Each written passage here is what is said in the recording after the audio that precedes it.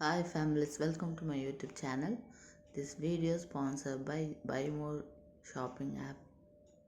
நம்ம இன்றைக்கி chicken gravy எப்படி செய்யுதுன்னு சொல்லி பார்க்கலாம்.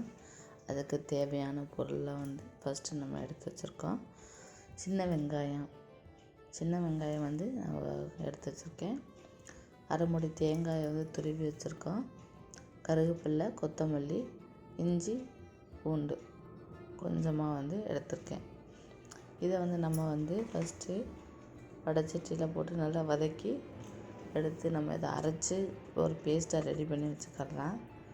அதுக்கு ஃபஸ்ட்டு பேன் வச்சு நம்ம சோம்பு, 2 கிராம்பு, 2 பட்டை சேர்த்து வெங்காயம் நம்ம எடுத்து வச்சுருக்க வெங்காயம், பூண்டு, இஞ்சி, கொத்தமல்லி இதெல்லாம் சேர்த்து நல்லா வதக்கிக்கலாம். தக்காளி சேர்த்து நல்லா வதக்கி இதை பேஸ்ட்டாக ரெடி பண்ணி எடுத்து வச்சுக்கிறோம்.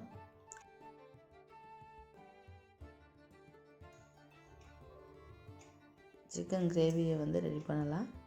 இப்போ அதை எப்படி பண்ணுறது அப்படின்னா, ஒரு பேனை வச்சு அதில் எண்ணெய் ஊற்றி கடுகு, கருவேப்பிலை, ஒரு சின்ன ஆனியன் சேர்த்து நம்ம கறியை போட்டு நல்லா வதக்கி விட்டுக்கிறணும்.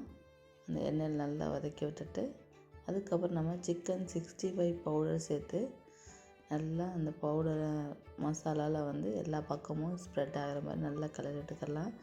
சிக்கன் 65 பவுடர் போட்டு நம்ம சிக்கன் கிரேவி பண்ணோம் அப்படின்னா நல்லா டேஸ்ட்டாக இருக்கும். நீங்களும் ட்ரை பண்ணி பாருங்கள். அது நம்ம காரத்துக்கு லைட்டாக ஒரு ஸ்பூன் சில்லி பவுடர் சேர்த்துருக்கோம். இந்த சிக்கன் 65 பவுடர் கொஞ்சம் காரம் கம்மியாக இருக்கனால நம்ம தேவைங்கிறவங்க காரம் சேர்த்துக்கோங்க.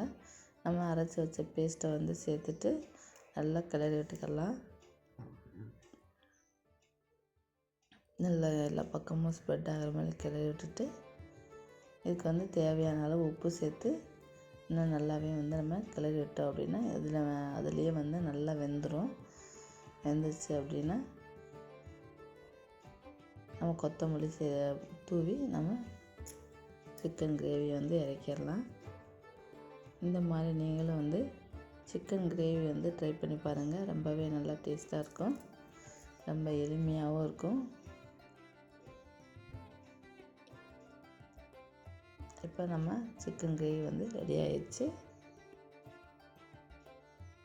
உங்களுக்கு இந்த வீடியோ பிடிச்சிருந்தா லைக் பண்ணுங்கள், ஷேர் பண்ணுங்கள், சப்ஸ்கிரைப் பண்ணுங்கள். தேங்க்யூ.